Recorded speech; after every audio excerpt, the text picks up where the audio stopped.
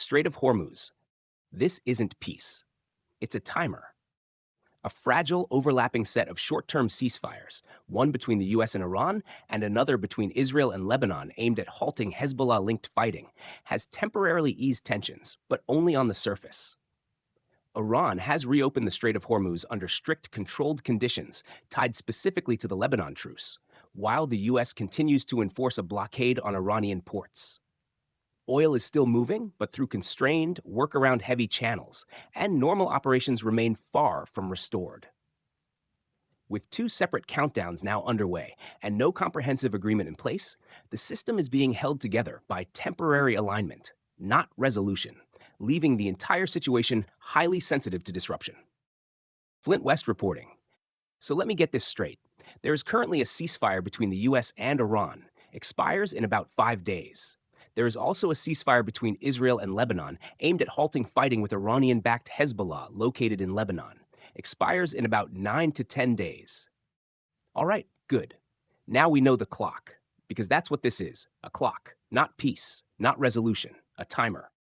Two separate countdowns, running in parallel, both fragile, both conditional, both waiting for someone to blink, miscalculate, or make a move they can't walk back. And sitting right in the middle of all this, like a pressure valve on the entire system, you've got the Strait of Hormuz. Opened, but not really open. Yeah, Iran says it's completely open. Sounds clean, sounds final, sounds like business as usual. It's not, because if you actually look at the fine print, it's open on their terms. Coordinated routes, vetting, control. You don't just pass through. You pass through them. That's not freedom of navigation, that's managed flow. And the so-called toll booth? Still there. Maybe formal, maybe informal, maybe negotiated ship by ship. But the message is clear. If you want safe passage, you play by Iran's rules. This content is brought to you by Bobby Gigs. Promote your brand here and reach a wide audience across platforms like YouTube, Instagram, and Facebook. Follow the links in the description to get started. At the same time, on the other side of the board, the US hasn't backed off either, because while the strait is open, the blockade on Iranian ports is still fully in effect. That's the choke point, not the strait itself, the ability to actually load oil and move it out at scale. So what do you have? You've got Iran reopening the front door, but the US locking the warehouse. You've got ships that can pass, but not necessarily load. You've got oil still moving, but mostly from what was already in motion. Floating storage, shadow fleets, workarounds. Nothing about this is stable. Nothing about this is normalized. It's a system running on temporary permissions. And then there's the part people underestimate. This isn't just about Iran and the US. It's layered. Lebanon, Hezbollah, Israel, proxy pressure, regional signaling, that 10-day ceasefire. That's not some isolated side agreement. That's the anchor for Iran's move. Iran didn't reopen the strait because everything is solved. They did it because for this specific window, the Lebanon front is quiet enough to justify it.